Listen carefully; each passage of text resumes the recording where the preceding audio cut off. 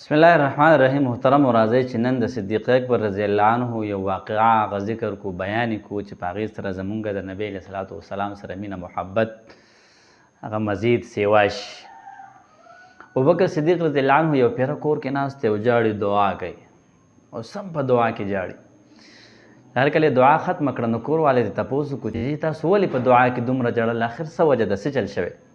ابوبکر صدیق رضی الله عنه ورته وویل چې زما خواهش دا دی چې زه نبی علیه صلات وسلام له مال ورکم، خو که چېرې زه نبی علیه صلات وسلام له مال ورکوم داسې نو زما لاس به چوتې او د نبی علیه صلات وسلام لاس به ښکتی، دا بېادبي ده.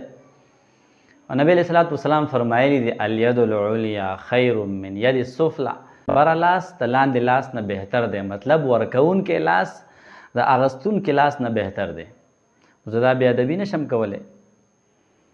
دیو جن ما د خپل رب نه دعا کوله چې یا الله د جناب نبی کریم صلی الله علیه وسلم په زړه کې دا خبره ورواچې چې هغه زما مال خپل مال ګڼي، او څنګه چې انسان خپل مال خرج کوي دقه رنګې جناب نبی کریم صلی الله علیه وسلم زما مال خرج کوي. دا زما خواهش دی. د ابوبکر صدیق رضی الله عنه دغه دعا قبوله شوه او حدیث مبارک کې راځي چې بیا به جناب نبی کریم صلی الله علیه وسلم د صدیق اکبر مال خپل مال ګڼو او خرج کوو.